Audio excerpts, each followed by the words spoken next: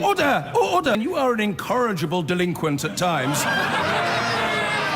Behave yourself, man! The Speaker was a little bit irritated with the prospect of all of the rumours. I wish to make a statement to the House. There has been much speculation over the past week about the possibility of the government bringing before the House a motion on Brexit for another so-called meaningful vote under the statutory framework provided in the EU Withdrawal Act 2018. On the 13th of March, however, the Right Honourable Lady, the member for Wallasey, asked on a point of order at column 394 whether it would be proper for the government to keep bringing the same deal back to the House ad infinitum. I replied that no ruling was necessary at that stage, but that one might be required at some point in the future. Subsequently, members on both sides of the House, and indeed on both sides of the Brexit argument, have expressed their concerns to me about the House being repeatedly asked to pronounce on the same fundamental proposition.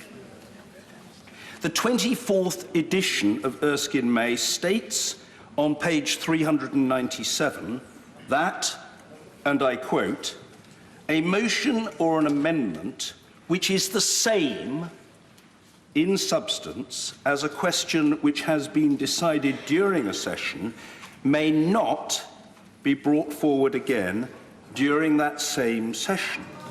It goes on to state that, and I quote, "Attempts have been made to evade this rule by raising again, with verbal alterations, the essential portions of motions which have been negatived.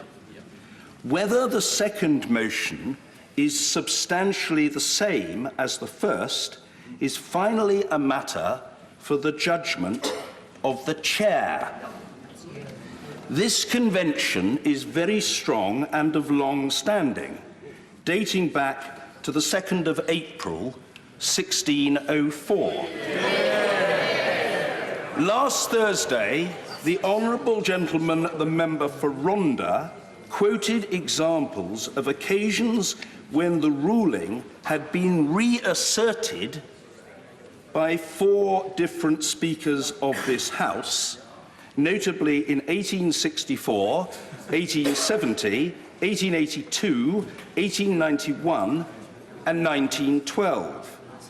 Each time the Speaker of the day ruled that a motion could not be brought back because it had already been decided in that same session of Parliament.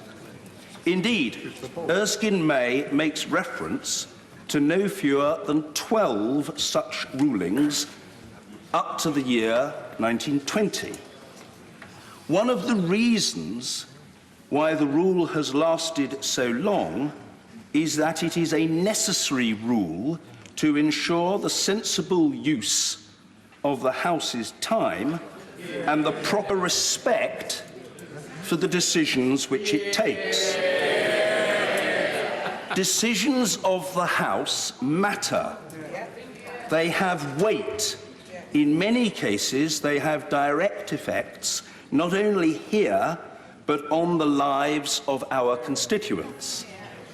Absence of Speaker intervention since 1920 is attributable not to the discontinuation of the Convention, but to general compliance with it. Thus, as Erskine May notes, the Public Bill Office has often disallowed bills on the ground that a bill with the same or very similar long title cannot be presented again in the same session. So far as our present situation is concerned, let me summarise the chronology of events.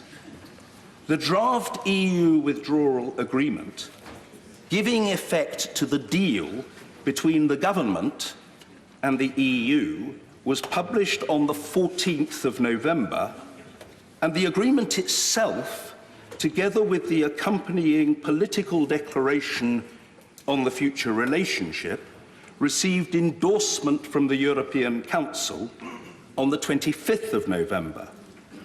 The first scheduled vote on what I will hereafter refer to as the deal was due to take place on the 11th of December.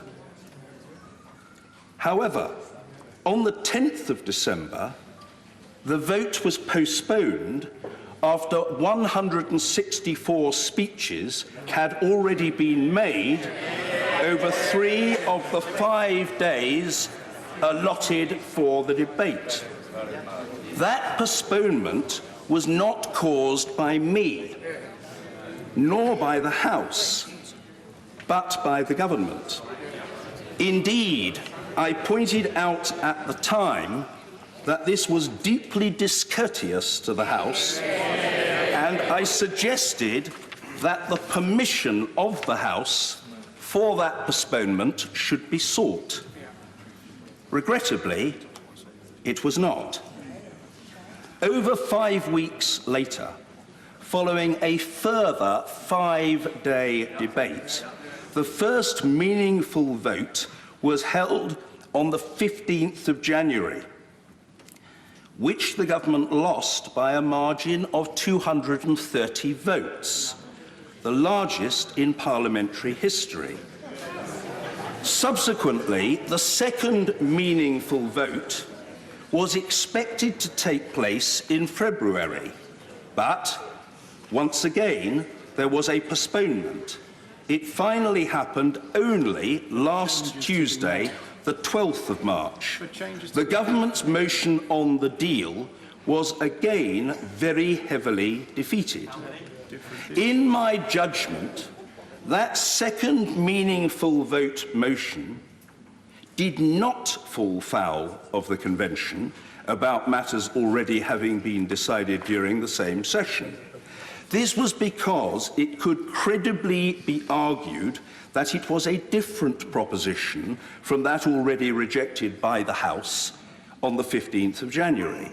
It contained a number of legal changes which the government considered to be binding and which had been agreed with the European Union after further intensive discussions.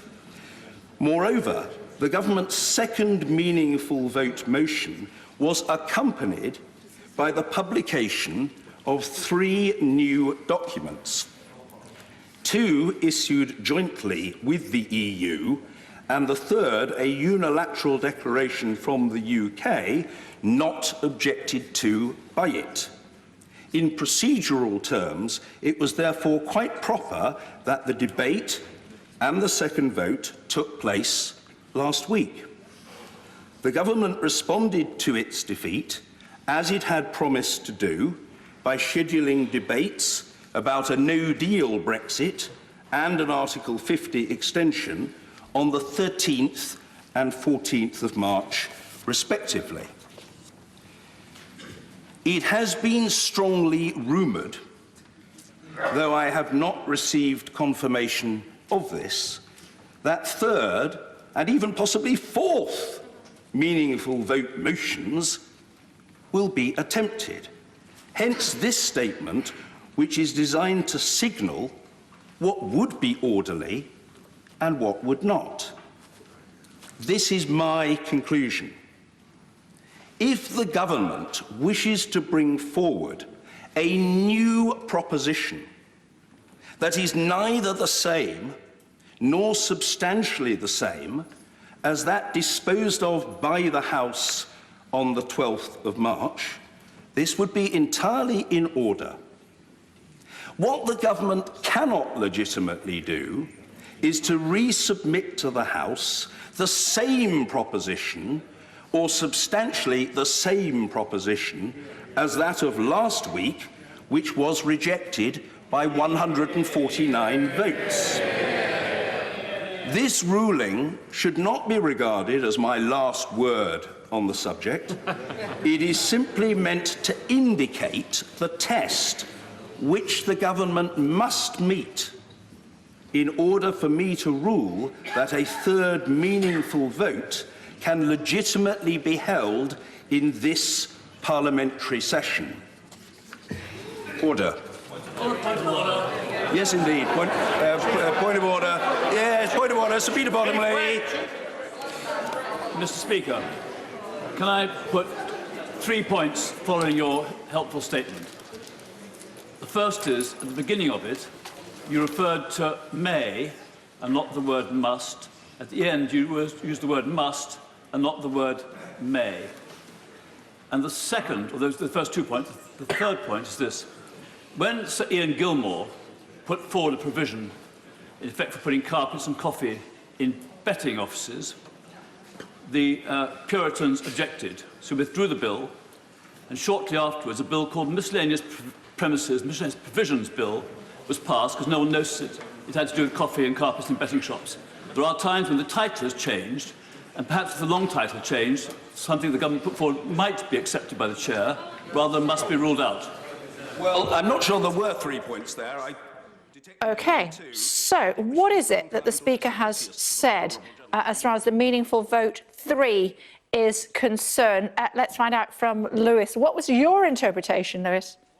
Okay, the sound that you can hear is the sound of the most enormous spanner being thrown and lobbed by the Speaker, John Bercow, into the Brexit works. What he has effectively said and done, he would say he's enforcing the rules of the House of Commons, the rules that we've been talking about for the last hour or so. Page 397 of Erskine May, the House of Commons rule book as to how they do business, for what is in order and what isn't, says that an issue once decided by the House of Commons cannot be looked at or voted upon again in the same parliamentary session. The current parliamentary session runs until July. We've had 2 meaningful votes, he says, because the second meaningful vote, when you add in the Prime Minister's extra assurances from the European Union, was significantly different to the first to warrant a second. What he is effectively saying now is that unless the proposition that the government offers is substantially different, that he is unlikely to permit a third or certainly a fourth meaningful vote. I have to say, I thought that he might go into this and effectively say, although that these are the rules, that he would permit one more vote on the same thing, given the exceptional political circumstances. He's saying he's not minded to do that. He is saying that it isn't his last word on the subject. He's leaving himself some wiggle room, potentially, but this is going to engender the most enormous explosive reaction from the government. I think that they knew that this was likely to happen. That's why they suddenly changed gear. This time last week, we were getting briefing that there would be a third meaningful vote, maybe a fourth, who knows? Could have been here until July. But in fact, now, over the weekend, you heard people like the Chancellor and the Foreign Secretary saying, well, perhaps we won't have another meaningful vote. We'll only bring it back when we can be sure we can win it. Now, they have an extra obstacle in their path, which is the Speaker, John Bercow. According to him, they're going to have to persuade the Speaker that whatever they're going to offer is substantially different. Now, his most usual enemies on all of this are the ERG, Conservative Brexiters. But of course, those are the very people who have brought the Prime Minister's deal down twice. Okay. So they will be in a rather rich position to be able to do so again. I know we're going to talk about it in more detail at the top of the next hour. For now, thanks very much indeed. So the Speaker's saying MV3 will in all likelihood not be permitted under regulations dating back to 1604. Any further proposition must be new. The government can't resubmit substantially the same proposition. OK?